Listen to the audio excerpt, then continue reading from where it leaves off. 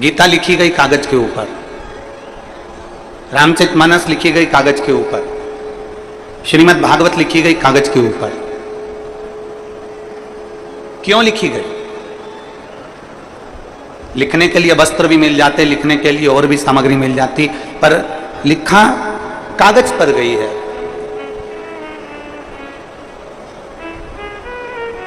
क्यों लिखी गई? अखबार भी तो कागज का ही होता है। अरे बोलो तो जम के होता है। न्यूज भी तो अखबार पर लिखी जाती है। बहुत सारे ऑफिस में कार्य होते हैं, वो भी कागज पर लिखे जाते हैं, वो भी कागज के ऊपर ही अंकित होते हैं। बहुत सारी बातें होती हैं जो कागज पर लिखी जाती है, पत्र भी कागज पर लिखा जाता है, ऑफिस का वर्क भी सारा कागज पर होता है, होमवर्क भी कागज पर होता है, किताबें भी कागज पर होती हैं, और अखबार की जो न्यूज की कथाएं हैं, कहानियां हैं, काव्य है, सब अखबार पर लिखे जाते हैं। न्यूज भी अखबार पर लिखी जाती है, मैगजीन भी अखबार पर कागज पर लिखी जाती है, और पुराण, शास्त्र, गीता, रामायण, ये सब कागज पर लिखे जाते हैं। तो उस कागज में और उस कागज में अंतर क्या?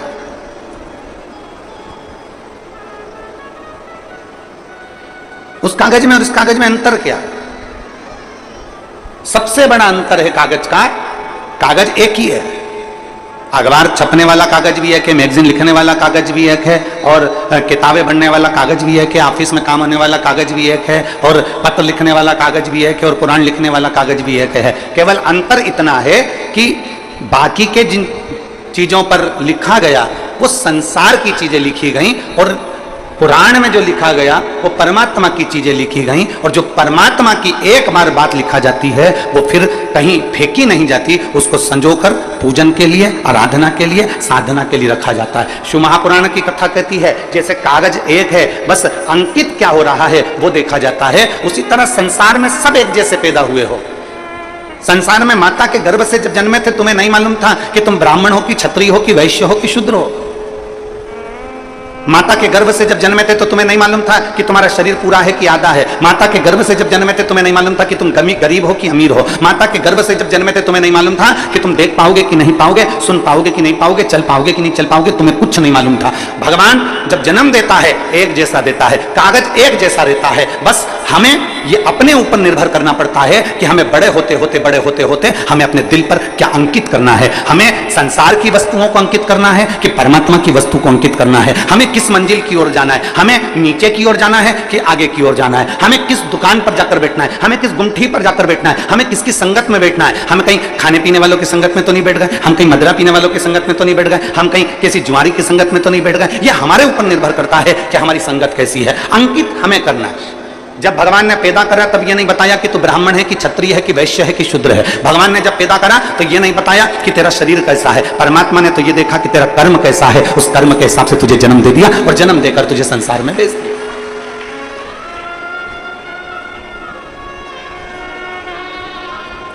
अब हमारे ऊपर निर्भर करता है कि हमें कैसे बनना।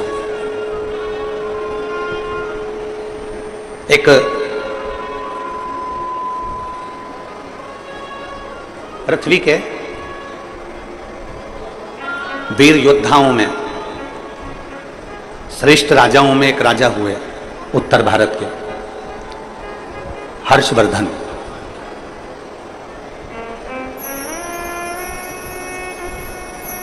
उत्तर भारत के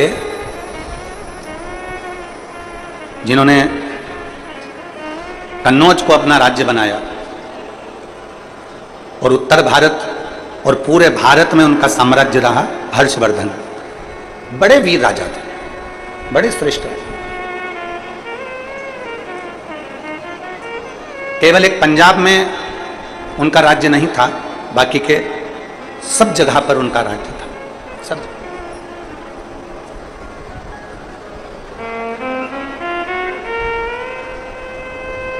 एक बार हर्षवर्धन राजा जी से पूछा गया कि आपने प्रत्येक भारत के एक एक राज्य को अपना बना लिया, पंजाब को आपने अपना नहीं बनाया, उसका कारण क्या? हर्षवर्धन राजा ने जो कहा वो बड़ा श्रेष्ठ कर कहा। हर्षवर्धन राजा ने कहा कि पंजाब की धरा पर गुरु नानक देव जी प्रगटे और गुरु नानक देव जी ने अपनी वाणी में, अपने लेख में अपनी गुरुवाणी में एक एक बंदे को, बंदा मतलब एक एक व्यक्ति, ईश्वर से जोड़ने का प्रयास किया। और जब वो ईश्वर से जुड़ चुके हैं तो फिर मुझे अपने राज्य का फैलाना करने की जरूरत नहीं है।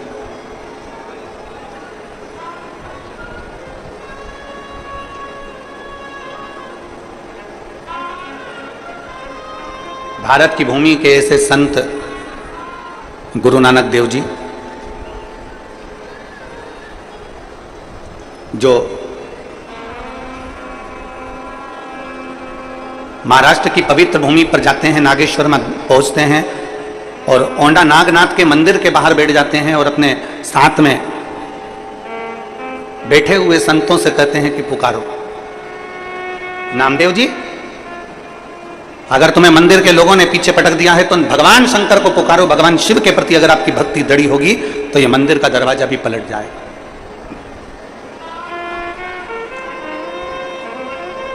गुरु नानक देव जी के कहने पर संत नामदेव जी ने भगवान को पुकारा और भगवान देवादिदेव महादेव ने ऐसी कृपा कर दी थी कि वो नागेश्वर का मंदिर पलट दिया था। आज भी अगर महाराष्ट्र में आप दर्शन करने जाएं तो बड़ा सुंदर शिव का मंदिर है औंडा नागनाथ का। आप लोगों में से कोई गए दर्शन करने के लिए? कोई गए हो तो हाथ उठाओ जरा। गए और बहुत अच्छी बात है।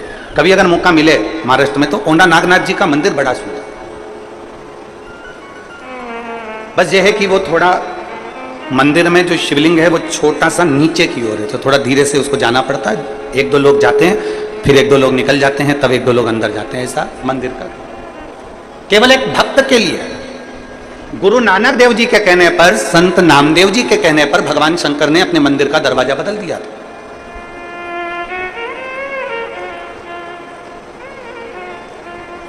मंदिर का द्वार चेंज कर दिया। तो राजा हर्षवर्धन जी से कहा गया कि आप राज्य करते हो, आप निवास करते हो। राजा हर्षवर्धन केवल अगर भजता था तो शिव को भजता था, उसके सिवा भजता ही नहीं। उसकी चित्तवृत्ति में शंकर के सिवा कोई आता ही नहीं। वो कहते हैं ना, तेरे सिवा कोई और मुझे भाता नहीं है। शिव के सिवा उसको कोई भाता ही नहीं है। राजा हर्षवर्धन शंकर की भक्ति में ऐसे रम गए कि सुबह से शाम तक अपना राज्य संभालना और शंकर की भक्ति धारण करना। ओम नमः शिवाय, श्री शिवाय नमस्तुभ्यम, स्मरण करते रहना, स्मरण करना। हमने इस पवित्र शिव महापुराण की कथा में सावन के महीने में आप और हमने सबने सुना, दूसरे दिन की कथा में कहा था कि सावन का महीना चल रहा है। अपने घर में अगर कोई भी आए या आप किसी से मिलें तो हमने दूसरे दिन की कथा में आप और हमने सुना था कि प्रयास करो, सावन के महीना चल रहा है, सावन का पवित्र महीना चल रहा है, श्रावण का पवित्र महीना हमारे बीच में है। 72 साल के बाद ऐसा सावन आया है जो सोमवार से सोमवार तक चलेगा। ऐसे सावन के महीने में या तो तुम्हारे घर में जो आए तो उससे शिव की बात करो, शंकर की बात करो, शिव महापुराण की बात करो, शंकर की कथा की बात करो, शिव तत्व की बात करो, पशुपति व्रत की बात करो, शंकर की लीला की बात करो। और अगर शिव की बात नहीं कर सकते तो इस सावन के महीने में शिव से बात करो। बस इतना अपने अंदर धारण करो। या तो शिव की बात करो या जम के बोलो जरा, शिव से बात। दो ऑप्शन हैं, बस इसमें से एक पकड़ लो। या तो हमें शिव की बात करना है और हम शिव की बात नहीं कर सकते तो शिव से बात करो।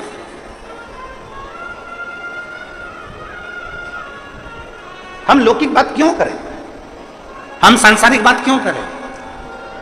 कई लोग ऐसे होते हैं जो दिन भर कथा में बैठे बैठे इसकी निंदा कर दो, उसकी निंदा कर दो, मालूम पड़े शिव पुराण तो कम सुना पाए, भागवत तो कम सुना पाए, रामायण तो कम सुना पाए, गीता ज्ञान तो कम दे पाए, मालूम पड़ा निंदा निंदा निंदा निंदा में पूरा समय निकल गया। ना, हमें किसी की निंदा ना करते हुए हमें तो केवल भगवान की, या तो शिव की बात करो या शिव से बात करो। सावन में बस इतनी करो।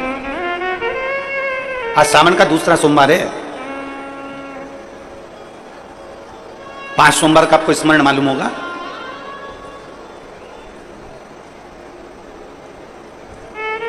सावन के कई बार 4 सोमवार पड़ जाते हैं, कई बार 5 सोमवार पड़ जाते हैं। 5 सोमवार का आप लोगों ने तो सुन रखा होगा ना, 5 सोमवार की महिमा क्या है। सावन के महीने के 5 सोमवार की महिमा क्या होती है? तो कहा अगर 5 सोमवार सावन के महीने में पड़ जाते हैं तो शिव पंचायत का पूरा पुण्य एक शंकर पर जल चढ़ाने से पूरा फल प्राप्त हो जाता है। शिव पंचायत श्रावण का पहला सोमवार होता है शिव तत्व का, श्रावण का दूसरा सोमवार होता है देवी तत्व का, मां दुर्गा, मां भवानी। आप लोगों ने शिव पंचायत शिव महापुराण की कथा पहले बाची आप लोगों ने सुनी होगी, उसमें शिव पंचायत का वर्णन करा था। 5 देव,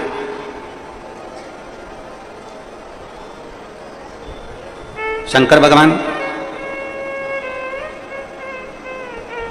स्वयं पंचदेव में प्रथमता प्राप्त कर कर बैठते, मां दुर्गा, भगवान नारायण शिव पंचायत में, भगवान भास्कर देव और स्वयं भगवान शिव के सुंदर आनंद धारण करने वाले श्री गणेश पंच।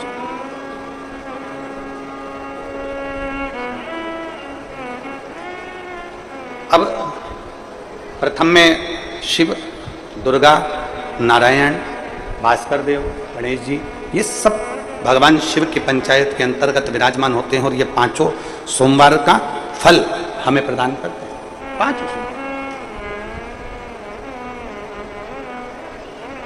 एक सोमवार की महत्वता है, एक सोमवार का क्रम है। कई माताएं उस क्रम को धारण भी करती हैं, ऐसा नहीं कि कई माताएं नहीं करती हैं, सबका अपना अपना नियम होता है। कोई शिव मंदिर में जाता है तो एक अक्षत, एक चावल का दाना शिव जी को समर्पित करता है, कोई मंदिर जाता है तो एक पुष्प शिव जी को समर्पित करता है, कोई मंदिर जाता है तो एक बेलपत्र शिव जी को समर्पित करता है, कोई मंदिर जाता है तो जल समर्पित करता है। सबका अपना अपना भाव है, जैसे तुम शिव को मना सकते हो। जैसे यहां भगवान शंकर को ही जा सकते, हर्षवर्धन भगवान शिव की भक्ति में रमा रहता था, शंकर के सिवा कोई भाता ही नहीं था उसको। शिव शिव है।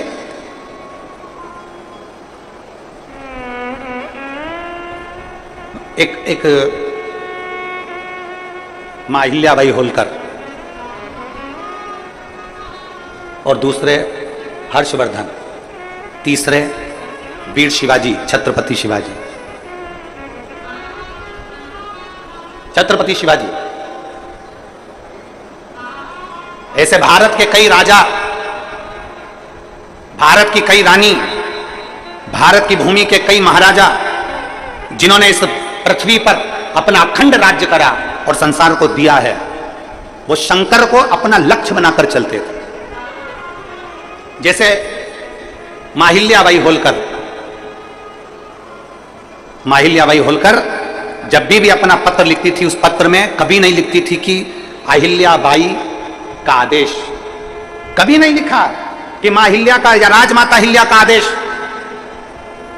जब भी पत्र मां अहिल्याबाई लिखती थी तो उसमें लिखती थी शिव का आदेश, महादेव का आदेश।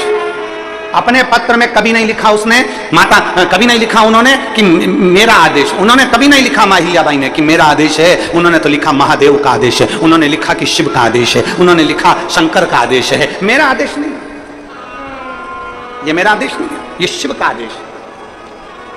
और मतलब शिव का आदेश है तो पूरा कौन करेगा? शिव ही करेगा। आप लोग इतने सारी मात्रा में कथा सुनने आए हो, लाखों की संख्या में आए हो, जहां तहां जगह मिली होगी, नहीं मिली होगी, गीले में सूखे में कहीं कहीं बैठे हो, अपना व्यवस्था खुद कर कर कथा सुनने के लिए आप लोग आए हो, तो तुम ये ना सोचिएगा कि आपको कथा सुनने के लिए किसी ने बुलाया है, आपके घर में कोई पीला चावल देने गया, आपके घर कोई निमंत्रण देने गया, आपके घर में कोई अनाउंसमेंट करने गया। आपने तो केवल टीवी के माध्यम से सुन लिया, आपने तो केवल विश्वास के माध्यम से, किसी के माध्यम से सुन लिया, मोबाइल के माध्यम से सुन लिया कि कथा हो रही है, और आपके दिल में एक भरोसा जागृत हो गया। मतलब आपके हृदय में शंकर आकर बैठ गया, और कथा आप सुनने नहीं आए हो, कथा आपके अंदर बैठा हुआ शंकर कथा सुनने के लिए आया। ये आदेश उसका है, अपना नहीं।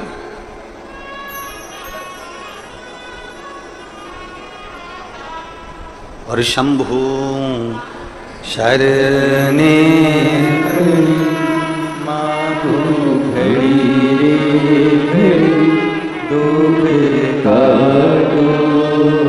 दया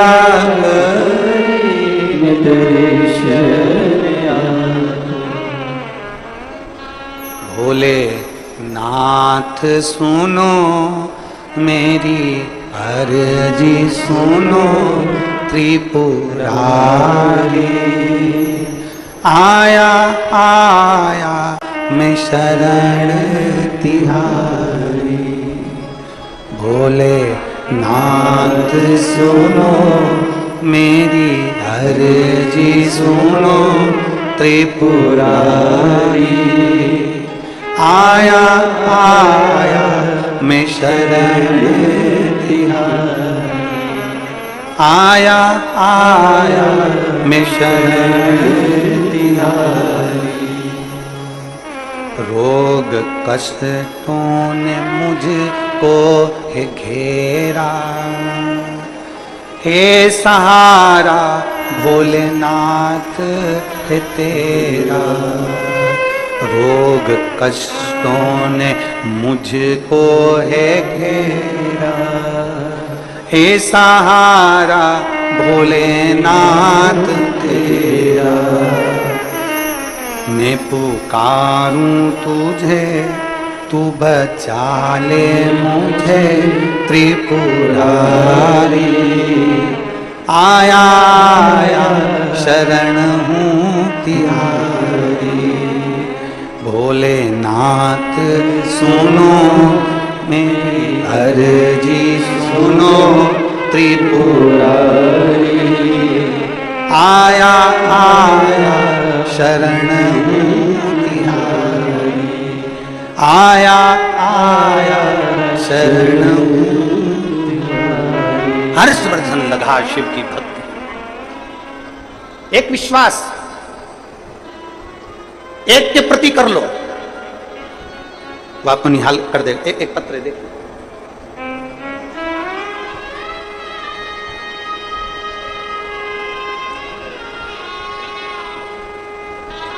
मैं नीलम सिंह पति पुष्पराज सिंह जाम्बुल जाम्बुल पता रीवा पपरा से हूं।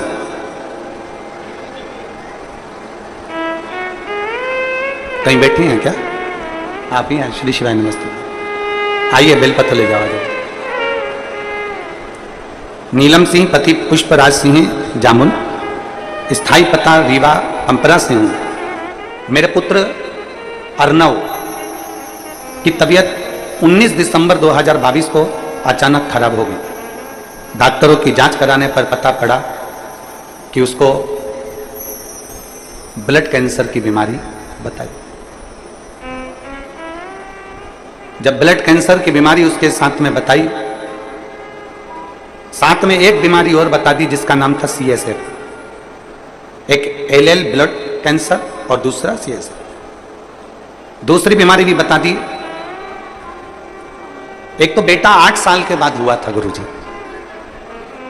बच्चा एक तो 8 साल के बाद हुआ, और 8 साल के बाद बच्चा होने के बाद उसके साथ में इतनी सारी बीमारी हो गई कि दिल दुख गया, पूरा परिवार दुखी हो गया, सब रोने लगे गुरुदेव। तब मेरी दीदी कथा सुनती हैं और उन्होंने कथा सुनते सुनते हमको कहा कि कोई टेंशन मत ले, बता दी बीमारी, कोई बात नहीं। प्रदोष का व्रत कर, सियोर वाला महाराज कथा कहता है उसको सुनना प्रारंभ कर, और शिव जी के मंदिर में 1 लोटा जल चढ़ा और उस जल को लाकर तेरे बेटे को पिलाना प्रारंभ कर। कहा डॉक्टर के हिसाब से तो मेरा बेटा बचने का नहीं है, डॉक्टर ने कह दिया कि मुश्किल है। और तू कह रही है कि अब कथा में मन लगाऊं तो ऐसी बीमारी होने के बाद कौन मां का दिल कथा में लगता है? तू तो लग। गुरुदेव पिताजी को सीहोर भेजा रुद्राक्ष लेकर आने के लिए, और पिताजी सीहोर गए। पिताजी सीहोर जाकर रुद्राक्ष लेने भेजा, और रोज कलश में रुद्राक्ष डालकर वो जल शिवजी को चढ़ाते। और फिर मेरी जीजी ने कहा कि अप्रैल के महीने में 2023 में भिलाई में कथा हो रही है, तू वहीं पर है, अपने बेटे को लेकर पंडाल में बैठकर कथा सुन। बीमारी हुई थी 2022 में 19 दिसंबर को। अप्रैल के महीने तक भी मेरा बेटा ठीक नहीं हुआ था। 2023 की मैंने कथा सुनी इसी जगह पर जहां आप कथा बाच रहे, और 2023 की जब कथा सुनी पंडाल में बैठकर, पंडाल में जैसे आज बैठी हूं वैसे अपने बच्चे को लेकर बैठी, और रोज बाबा को प्रणाम करती, वहां की मिट्टी उसके शरीर पर लगाकर बाबा से कहती, बाबा आपकी कथा सुनी है, मेरे बेटे को ठीक कर देना। मेरे घर से पैदल चलकर कथा के पंडाल में पहुंचूंगी अगर मेरा बेटा ठीक हो जाएगा। बाबा ने ऐसी कृपा करी, आज 2024 चल रहा है, डॉक्टर ने तो थोड़ा सा समय दिया था, पर मेरा बेटा एकदम स्वस्थ हो गया, इसलिए मैं पैदल चलकर यहाँ कथा के पंडाल में आया। यहाँ पैदल चलकर कथा के पंडाल में पहुंची हूं। अब मेरा बेटा पूर्ण तरह से स्वस्थ है। डॉक्टर ने कह दिया अब तुम्हारे बेटे को कोई खतरा नहीं और इसका कैंसर का रोग भी समाप्ति पर है। यह शिव तत्व है, यह ओघड़ी है। आप किसका भरोसा कर रहे हैं? आप किस विश्वास की ओर जा रहे हैं? पहले तो आप ये पक्का कर लो कि आप संसार वालों पर भरोसा नहीं कर रहे हो, आप शिव पर भरोसा कर रहे हो। आप सीवर वाले महाराज पर भरोसा नहीं कर रहे हो, आप शंकर पर भरोसा कर रहे हो। सीवर वाले महाराज का तो क्या है, मनुष्य देह है, मानव का शरीर है, मानव के शरीर पर कोई भरोसा नहीं किया जा सकता।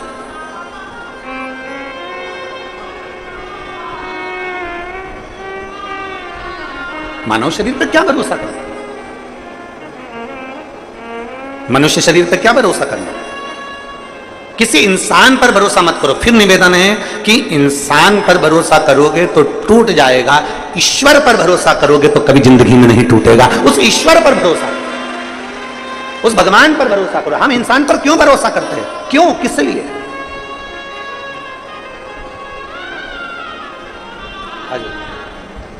आ जाओ, आप ईश्वर पर भरोसा करिए, इंसान पर भरोसा करने की जरूरत।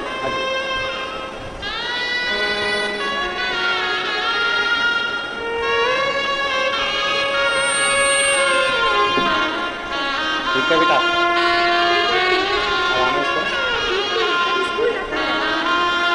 बोल रही हैं बिल्कुल ठीक हो गया, स्कूल जाने लगा। शिव की कृपा है। इसी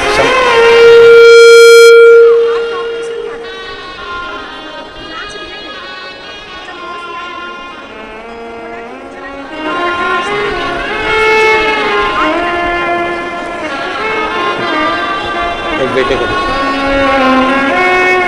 शिव तत्व है, शंभु ओघड़ी, उसका भरोसा, उसकी दृढ़ता। इंसान पर करा गया विश्वास, इंसान पर करा गया भरोसा टूट जाता, पर ईश्वर पर करा हुआ भरोसा कभी नहीं टूटता, कभी।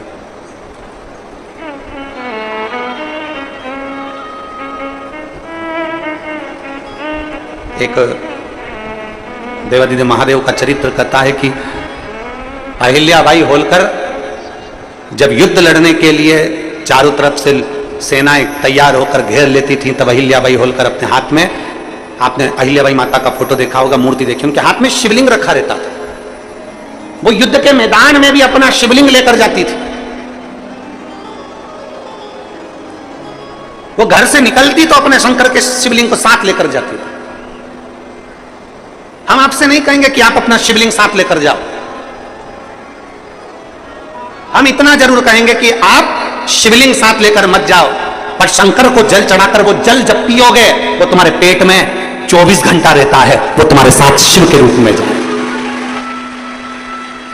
हम आपसे ये नहीं कहेंगे कि आप शिवलिंग लेकर साथ चलो। आपके गले में जो रुद्राक्ष की माला पड़ी है, आपके गले में जो रुद्राक्ष पड़ा हुआ है, वो रुद्राक्ष आपके गले में शंकर का एक तत्व है, शिव तत्व है।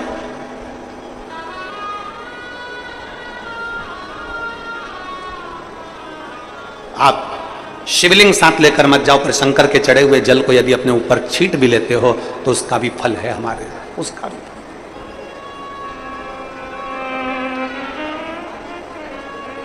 एक महाराष्ट्र की एक माता जी ने प्रश्न किया सीहोर ऑफिस में व्हाट्सएप पे कि गुरुजी से एक बात पूछना कि हमारे महाराष्ट्र में तो सावन अभी चालू होगा, अभी हमारे महाराष्ट्र में सावन चालू नहीं हुआ, क्योंकि वो 15 दिन बाद चालू होता है महाराष्ट्र में सावन। अब हमारे महाराष्ट्र में सावन जब 15 दिन बाद चालू होगा तो हम शिवरात्रि की पूजन कैसे करेंगे? फिर हम शिवरात्रि कैसे करेंगे? तो हमारा निवेदन है संपूर्ण मराठियों से, संपूर्ण महाराष्ट्र में निवास करने वालों से, और जिन जिन के यहाँ भी सावन अभी चालू नहीं हुआ उनसे भी निवेदन है, अगर 2 अगस्त को पूजन कर भी लोगे ना तो कुछ घटेगा क्या? अरे बोलो तो जम के, नहीं घटेगा ना, वो तो शिव की आराधना है, शंकर की पूजन है। आप तो ये मानकर चलो ना कि हम शिव को भज रहे हैं, और शंकर को भजने के लिए कोई मुहूर्त, कोई समय, कोई दिन, कोई पल, कोई घड़ी नहीं, शंकर को पाने के लिए तो बस तुम दिल से जिस दिन पुकारोगे शंकर तुम्हारे सामने हो। शिव को दिल से पुकार लो, वो तुम्हारे सम्मुख में होगा।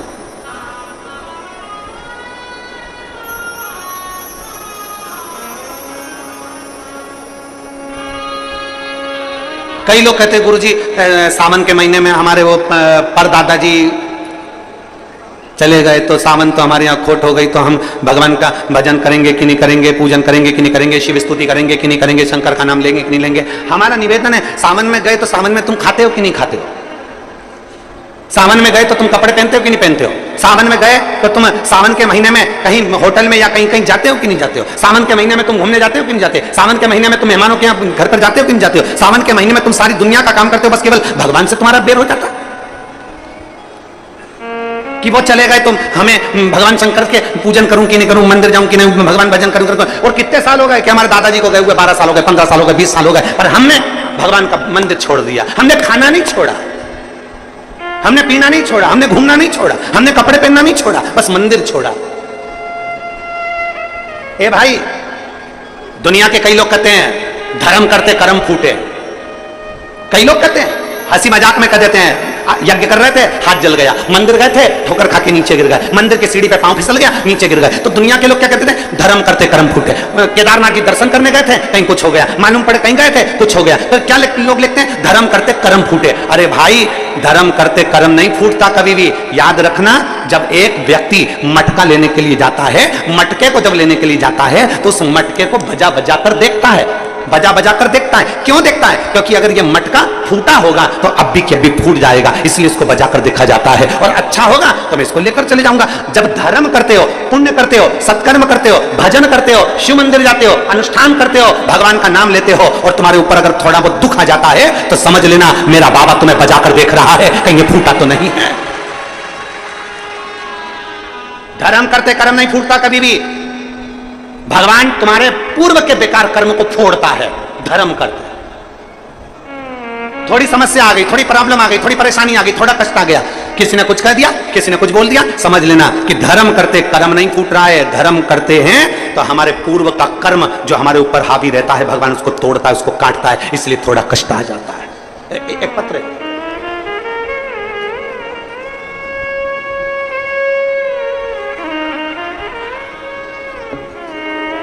मैं पूनम मौर्य, पति जितेंद्र मौर्य, ग्राम पाटन भिलाई की रहने वाली हूं। कहीं बैठी हूं तो हाथ हिला सकते हैं।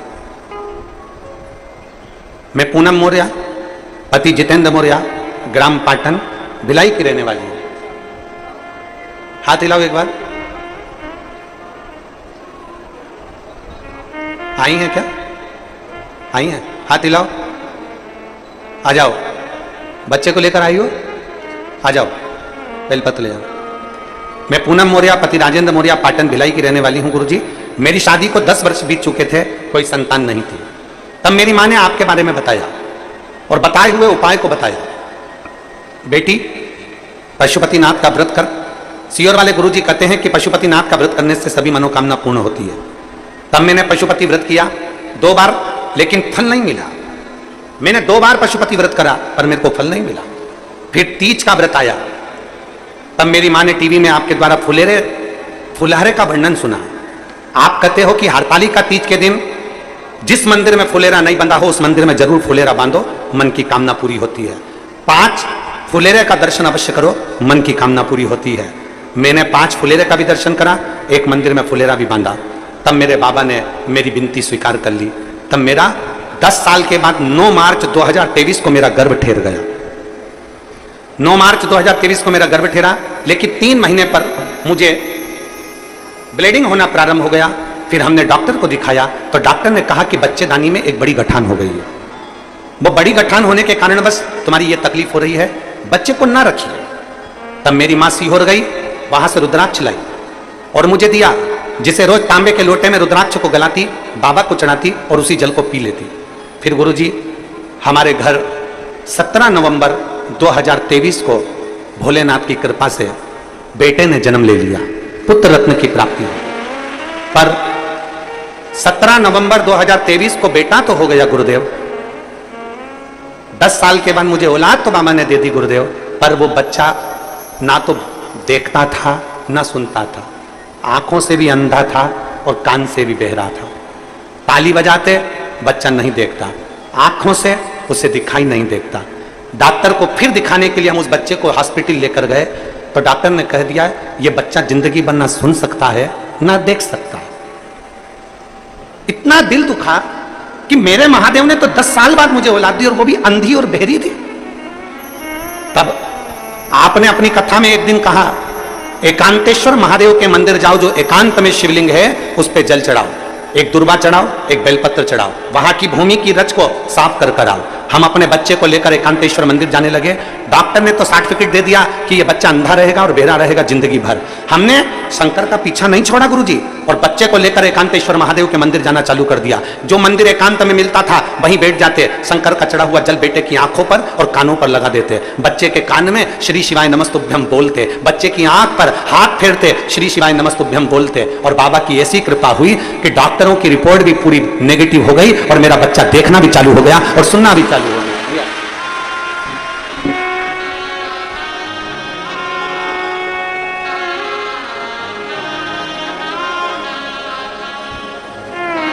शंभु शरणे पड़ी मांगो घड़ी रे, दुख काटो दया करी दर्शन आपको। शंभु शरणे पड़ी मांगो घड़ी रे, दुख काटो दया करी दर्शन आपको, दर्शन आपको। अब देखता भी है, सुनता भी है। और दीदी कह रही हैं डॉक्टर ने तो कह दिया था कि ये कभी देखेगा नहीं और सुनेगा नहीं। जब हम उसी डॉक्टर के पास लेकर गए तो डॉक्टर भी आश्चर्य में है कि ये देखना और सुनना कैसे चालू कर दिया। शिव तत्व है। 10 साल बाद उसने दिया, किसकी सामर्थ्य था? 10 वर्ष के बाद वो देने वाला है। और जब 10 वर्ष के बाद उसने दिया है, फिर निवेदन है, शरीर उसका है, दिल उसका है, मन उसका है, चित्त उसका है, परिवार उसका है, घर उसका है, दुकान नौकरी सब उसकी है। हम तो केवल उसके आश्रित होकर जी रहे हैं और दिन रात जय महाकाल कह रहे हैं। हम उसके आश्रित होकर जी रहे हैं और दिन रात जय महाकाल कह रहे हैं। हमारा है क्या? उसके आश्रित रहना है।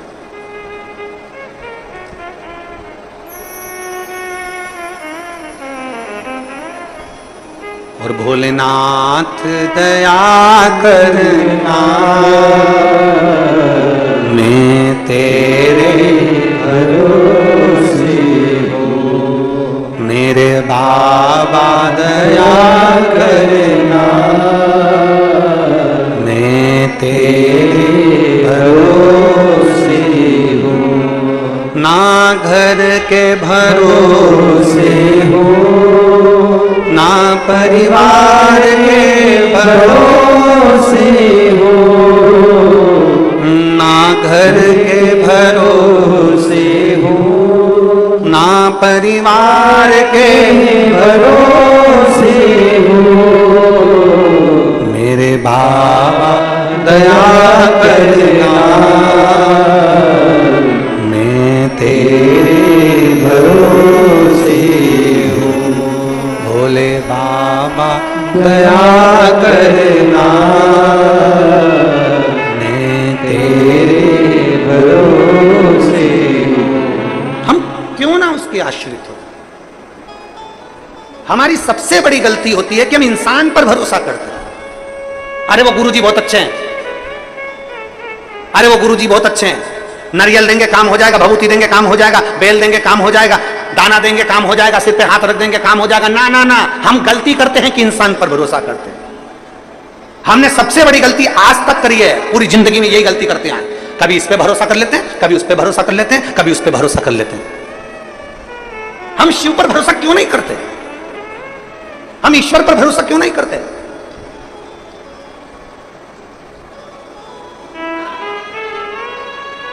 हम उस परमात्मा के भरोसे क्यों नहीं रहते? अपनी मेहनत, अपनी लगन, अपना परिश्रम। और जैसे छत्रपति शिवाजी से पूछा गया था, छत्रपति शिवाजी आप किस पे भरोसा करते हो? छत्रपति शिवाजी कहते हैं मैं अपने देवाधिदेव महादेव पर भरोसा करता हूं, शिव पर भरोसा। जब युद्ध लड़ने के लिए छत्रपति शिवाजी की सेना आगे बढ़ती थी तो एक ही नारा लगता था, हार हार महार। एक शब्द निकलता था युद्ध के मैदान में, हर हर महादेव। यह छत्रपति शिवाजी महाराज ने दिया था, यह छत्रपति शिवाजी महाराज ने दिया कि युद्ध के मैदान में लड़ने जा रहे हैं तो शिव का नाम लेकर। माहिल्याबाई ने शिव का आदेश, ये शब्द लिखा है अपने पत्रों में, शिव आदेश। यहां इंसान का आदेश नहीं चलता, शिव का आदेश चलता।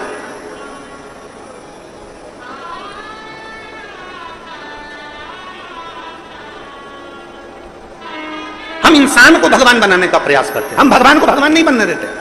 हम भगवान को तो बहुत नीचे लाकर छोड़ देते हैं और इंसान को भगवान बना देते हैं। अरे उनके अंदर ये वो चंदन लगा लिए, उनने बाल बढ़ा लिए, उन्हें दाढ़ी बढ़ा ली, उन्हें ये कर लिया, उन्हें वो फैशन कर लिया, उन्हें वो फैशन कर लिया, उन्हें इतनी कंठी पहन ली, उन्हें इतनी माला पहन ली और हमने उनको भगवान बना दिया। ना ना ना, इंसान को भगवान मत बनाइए। इंसान को इंसान रहने दो और भोलेनाथ को भोलेनाथ रहने दो, भगवान को भगवान रहने दो। हम क्यों भटक रहे हैं? हम क्यों भटके? हम पहचानते नहीं है देवाधिदेव महादेव को। जिस दिन दुनिया की ठोकर खा लो उस दिन शंकर की शरण जरूर चले जाना। एक बार शिव के पास जरूर जाकर बैठना कि शिव है क्या। एक बार शंकर के पास जाकर बैठना कि शिव तत्व है क्या। हर्षवर्धन शिव की भक्ति में डूबा करते थे, एक क्षण भी शिव बिना नहीं रहते थे। युद्ध भी कर रहे हैं, लड़ भी रहे हैं, सब कुछ कर्म करना पड़ेगा, कर्म तो करो। बीमारी आई है ना तो दवाई तो खाना पड़ेगी। इसमें दुनिया का कोई महाराज ठीक नहीं कर सकता, दवाई खाना पड़ेगी। और शंकर पर चढ़ा हुआ जल पी रहे हो और शंकर पर भरोसा कर रहे हो और शिव नाम पर भरोसा कर रहे हो तो वो दवाई असर करेगी, और असर करेगी तो तुम उस बीमारी से जरूर छूट जाओगे, उस बीमारी से दूर हो जाओगे।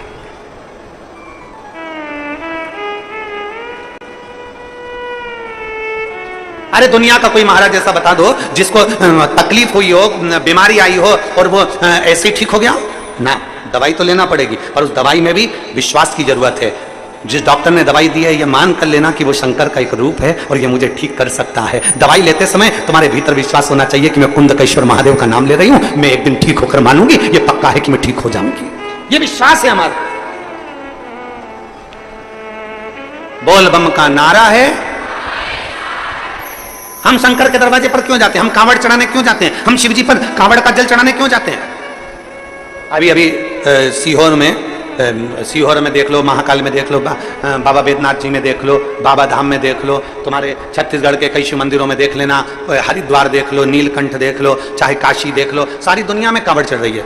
सीहोर जाओ तभी पूरे महीने बाबा की कांवड़ चढ़ती है सीहोर में। सीवन नदी का लोग जल भरते हैं और माँ सीवन का जल भरकर कुबेरेश्वर धाम तक कांवड़ लेकर जाते हैं। लोग स्टेशन पर जैसे ही उतरते हैं, उतरते से ही पहले कुबेरेश्वर धाम नहीं जाते, सीधे सीवन नदी के तट पर जाते हैं, नदी चौराहे, वहां से जल भरेंगे सीवन नदी का और वहां से पैदल चल देंगे बेग टांग टांग के कांवड़ लेकर।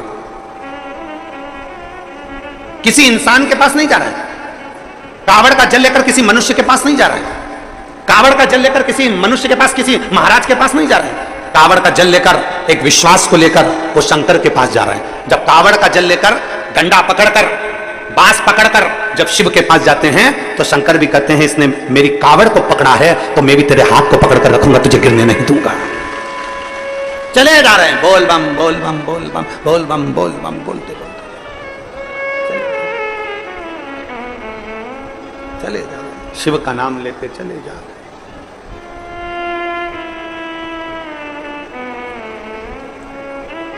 और शंभु शरणे मारो घड़ी रे घड़ी दो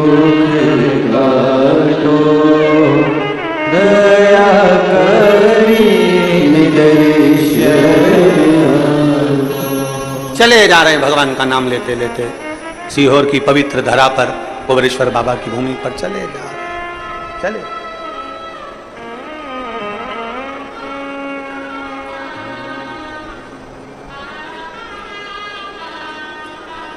शिव का नाम लेते लेते, स्मरण करते करते चले। देखो आया है, देखो आया है, देखो आया है सावन महीना, चलो सीहोर नगरिया। आया है सावन महीना, चलो सीहोर नगरिया। आया है सावन महीना, चलो सीहोर नगरिया। आया है सावन महीना, चलो सीहोर नगरिया। ओ सीहोर नगरिया मेरे बाबा की नगरिया, सीहोर नगरिया मेरे बाबा की नगरिया। ओ सीहोर नगरिया मेरे बाबा की नगरिया, सीहोर नगरिया मेरे बाबा की नगरिया। देखो आया है, देखो आया है, देखो आया है, देखो आया है, ओ देखो आया है सावन महीना, चलो सीहोर नगरिया। सावन महीना, चलो सीहोर नगरिया। सीहोर नगरिया मेरे बाबा की नगरिया, सीहोर नगरिया मेरे बाबा की नगरिया। ओ सीहोर नगरिया मेरे बाबा की नगरिया, सीहोर नगरिया मेरे बाबा की नगरिया। देखो आया है, देखो आया है, देखो आया है, देखो आया है, देखो आया है सावन महीना, चलो सीहोर नगरिया। सावन महीना, चलो सीहोर नगरिया।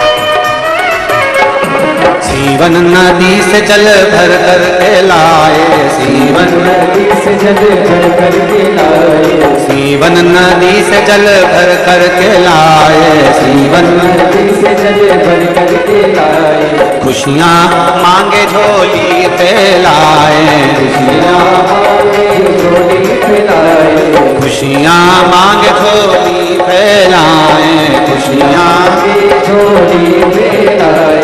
बम बम लगाए जयकारा, चलो सीहोर नगरिया। चलो सीहोर नगरिया। ओ बम बम लगाए जयकारा, चलो सीहोर नगरिया।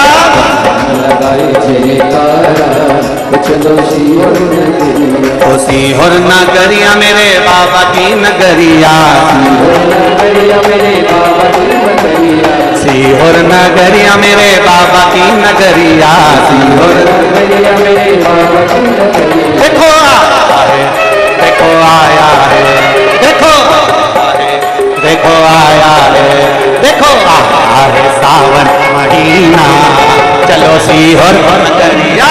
आया है सावन महीना, चलो सीहोर नगरिया। आया है सावन महीना, चलो सीहोर नगरिया।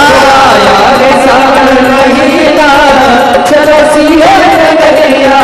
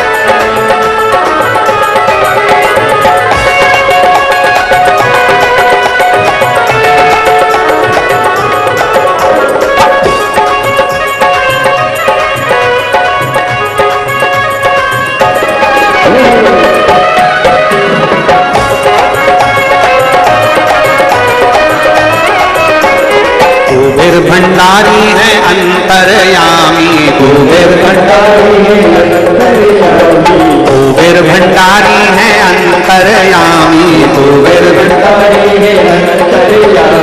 झोली भर दे सबकी थाली, झोली भर दे सबकी थाली, झोली भर दे सबकी थाली, झोली भर दे सबकी थाली। जामुना जाऊना, अरे जाऊना,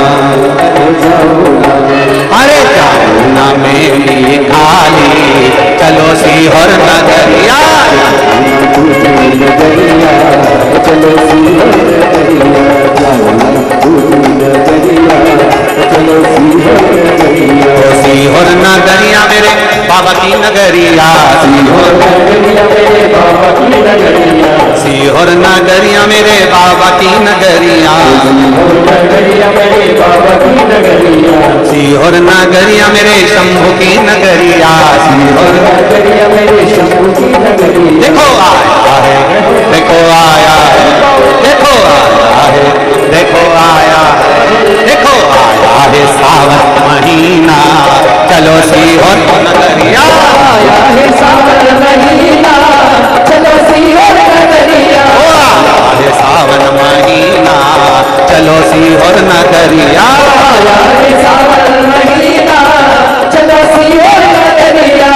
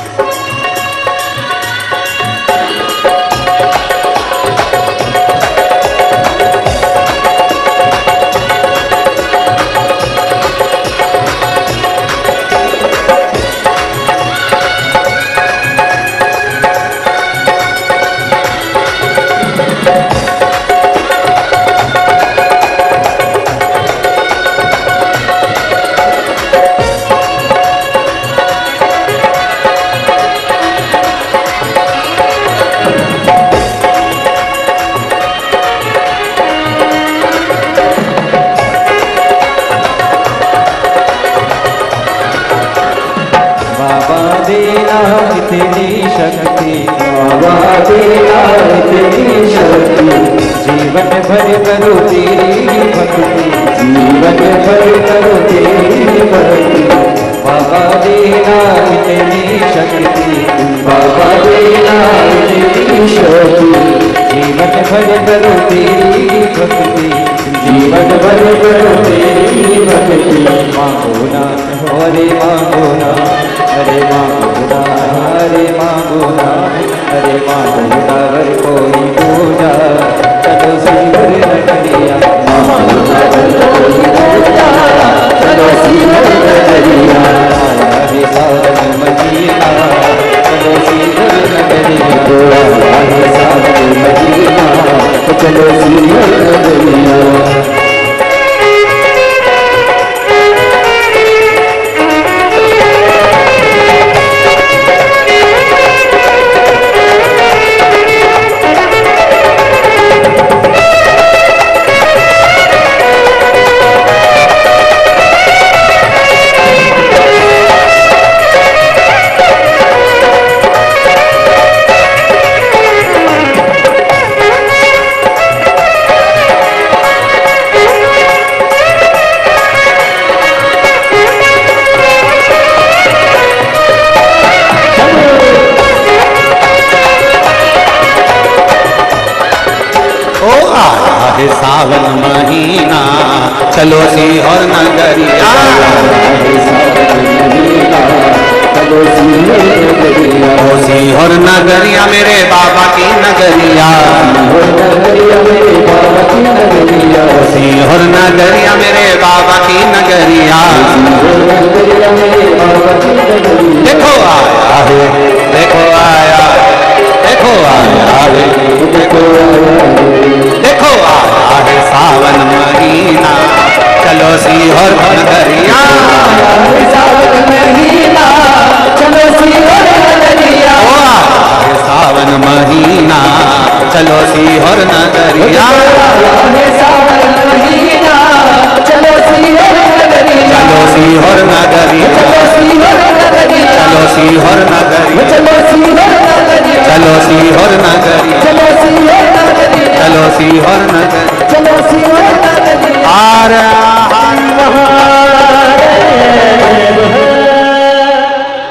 अपने स्थान पर बैठकर भगवान देवदेव महादेव से अपने मन की बात बड़े भाव के साथ दिल से बाबा को प्रार्थना करिए। जहां जगह मिले वहां बैठकर भगवान शिव से अपने मन की बात बड़े भाव के साथ।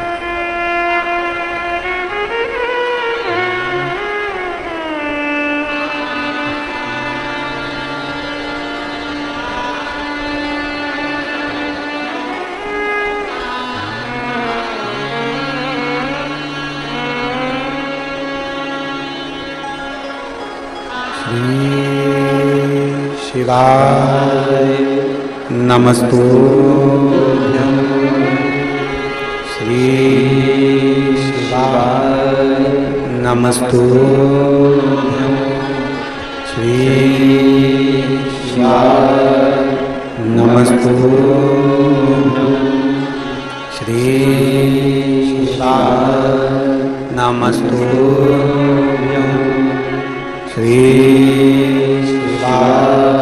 नमस्तुभ्यं। भोला सब दुख काटो, ओ भोला सब दुख काटो। शिव शंकर जपो तेरी माला, भोले बाबा जपो तेरी माला। भोला सब दुख काटो, ओ भोला सब दुख काटो। वेश है मंगल मंगलकारी, वेश है मंगल मंगलकारी। शमशान वासी हमारा, शमशान वासी हमारा। ओ भोला सब दुख काटो हमारा, ओ भोला सब दुख काटो हमारा। भगवान शिव की कथा कह रही है, देवादिदेव महादेव का चरित्र कह रहा। हर्षवर्धन राजा शिव उपासना में लीन रहता। एक दरवाजा जब पकड़ लिया तो 10 दरवाजे जाने की जरूरत क्यों जाए। अब सौंप दिया इस जीवन का सब भार तुम्हारे हाथों में, हे हार तुम्हारे हाथों में और जीत तुम्हारे हाथों। फिर क्यों जाना।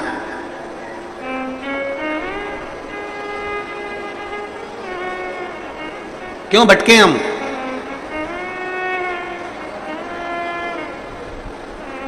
सभी लोग शिव जी के मंदिर जाते हो, जम के बोलो जरा, पक्का।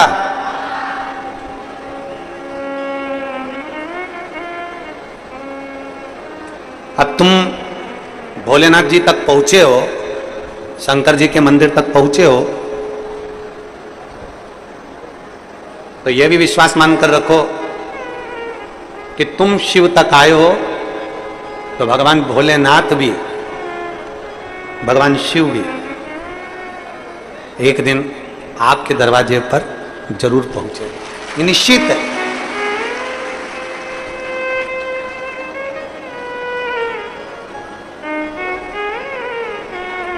आप अगर शंकर तक पहुंचे हो, आप अगर शिव तक गए हो, तो मेरा शिव, मेरा ओघड़दानी, मेरा शंकर आप तक भी जरूर पहुंचे, आएगा, निश्चित है। राजा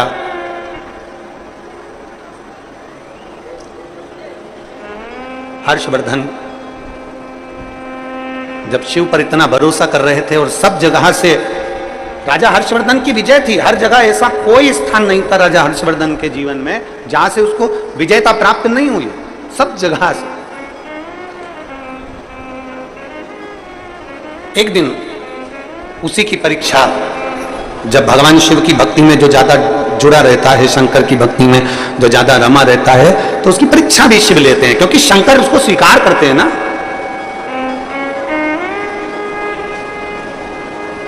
सोने को जितना तपाया जाए, सोने को जितना तपाया जाए, आखिरी में उसमें निखार आ ही जाता है। जितना तपा,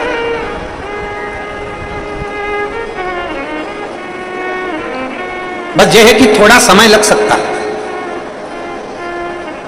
तुम्हारे घर में पंखा लगा है छत पे, बोलो तो, लाइट लगी है, उनके खटके लगे हैं, अरे बोलो तो, जम के लगे हैं।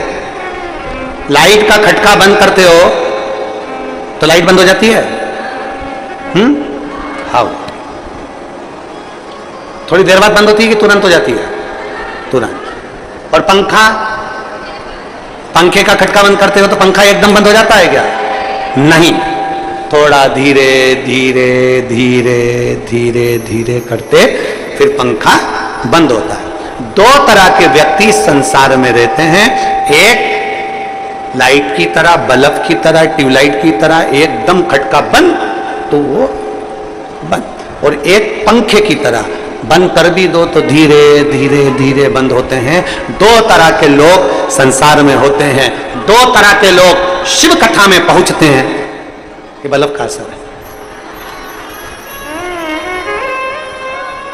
दो तरह के लोग कथा में पहुंचते हैं, एक बल्ब की तरह, ट्यूबलाइट की तरह एकदम कथा सुनी और खटका दबा, खटका दबते से ही वो शंकर का हो गया और शंकर उसके हो गए, एकदम खटका दबा और शिव का हो गया। लाइट की तरह खटका बंद बंद, एकदम शिव का हो गया।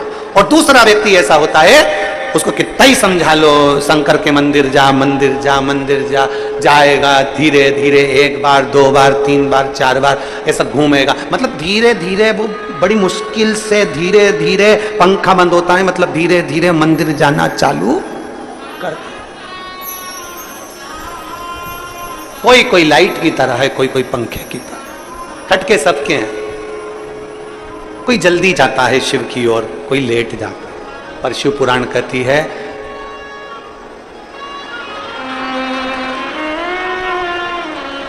लाइट भी कह रही हमारी कथा की है तो हम तो मचकेंगे।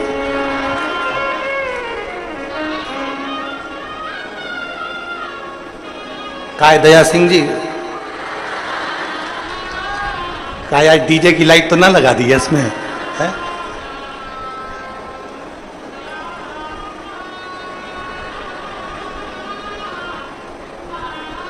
शिव कृपा है, बहुत बहुत आनंद है।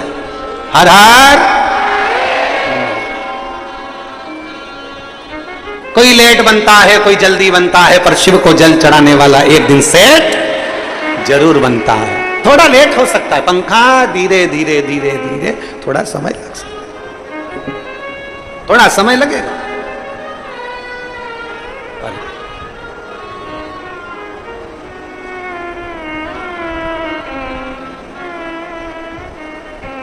थोड़ा समय लग सकता है, पर मेरा शिव मिलेगा जब। परीक्षा लेता है मेरा उघड़दानी। राजा हर्षवर्धन की परीक्षा ले ली मेरे शंकर ने। राजा हर्षवर्धन,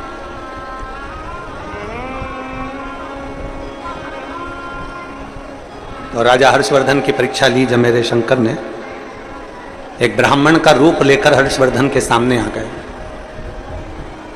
राजन, तू शिव का भक्त है, शंकर का उपासक है, शिव की पूजन करता है, तो शंकर जैसा बनो ना। अगर तुम शिव के भक्त हो तो शंकर जैसे बनो।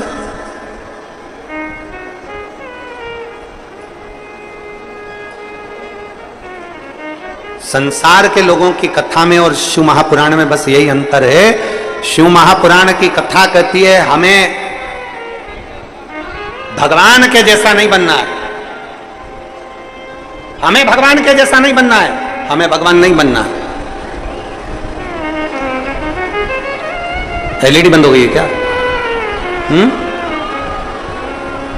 एलईडी बंद हुई है क्या? आवाज एलईडी बंद हुई है, आ रही होगी अभी। अभी ये लाइट मचकी थी ना, ऐसी ऐसी हुई थी, उसी में गई है। अभी थोड़ी देर में आएगी। कल एलईडी की भी कथा लेके आएंगे, अपन प्रयास करेंगे तो चालू हो जाए।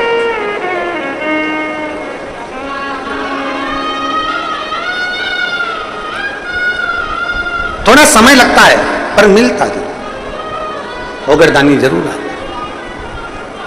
अब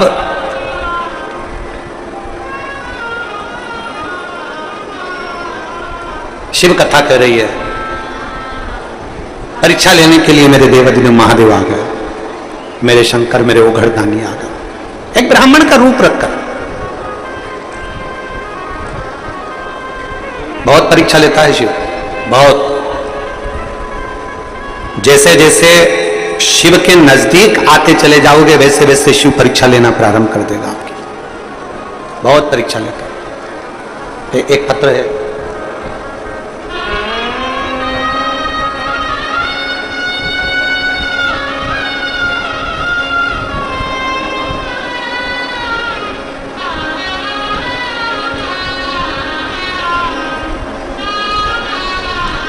वंदना मोहाड़, पति दशरथ मोहाड़, पता कुर्सी पार्क, वार्ड 50, भिलाई।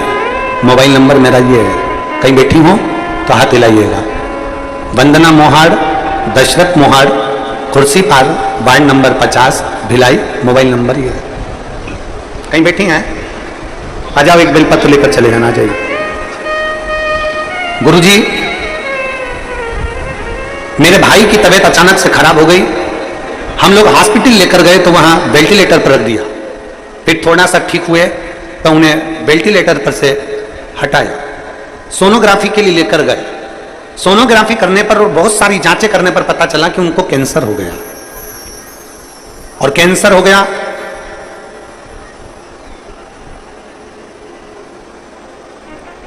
हमें विश्वास ही नहीं हुआ कि अच्छे खासे शरीर ठीक था, सब बढ़िया था, फिर ये कैंसर कैसे हो गया। हम दूसरे हॉस्पिटल में लेकर गए, वहां पर भी सोनोग्राफी करवाई, जांचें करवाई तो मालूम पड़ा कि उनकी रिपोर्ट में कैंसर आया। हम लोग बहुत घबरा गए। डॉक्टर ने कहा कि इनको जो कैंसर हुआ है वो कैंसर ऐसा हुआ है कि पूरे शरीर में फैल चुका। ये केवल 2 या 3 महीने के मेहमान हैं, ये 2-3 महीने से ज्यादा नहीं जिएंगे, 2-3 महीने से ज्यादा नहीं जिएंगे, डॉक्टर ने कह दिया। हम लोग सुनकर घबरा गए। अब करें तो करें क्या। तब मेरी सहेली ने कहा कि तुम एक काम करो, उनके घर के लोगों को बोलो कि वो पशुपतिनाथ का व्रत करें, शिव जी के मंदिर में चढ़ा हुआ पिलाएं, सीहोर जाकर एक रुद्राक्ष लेकर आते हैं और सीहोर जाकर रुद्राक्ष मंगवाओ, उस रुद्राक्ष को तांबे के कलश में गलाकर शिव को चढ़ाकर उसको पिलाना चालू करो। हम जनवरी के महीने में सीहोर गए, वहां से रुद्राक्ष लाए, एक कंकर उठाकर ले आए, जिसकी पूजन करने लगे। तांबे के कलश में उसको गलाते, शिव जी को चढ़ाते, शंकर पे चढ़ा हुआ जल हमारे भाई को देते, एक बेलपत्री शिव जी की चढ़ी हुई उनको लाकर देते। दवाइयां भी चलती रही और जल भी चलता रहा। बाबा की ऐसी कृपा हुई गुरुदेव, आज मेरे भाई की डॉक्टरों ने जो कह दिया था कि 2 से 3 महीने के मेहमान हैं, आज मेरा भाई अच्छे हैं और उनकी सारी दवाइयां बंद हो गई और उनका कैंसर ठीक हुआ। मैं बाबा को यहां धन्यवाद देने के लिए, मैं शिव को धन्यवाद देने के लिए। वंदना मोहाड़, पति दशरथ मोहाड़,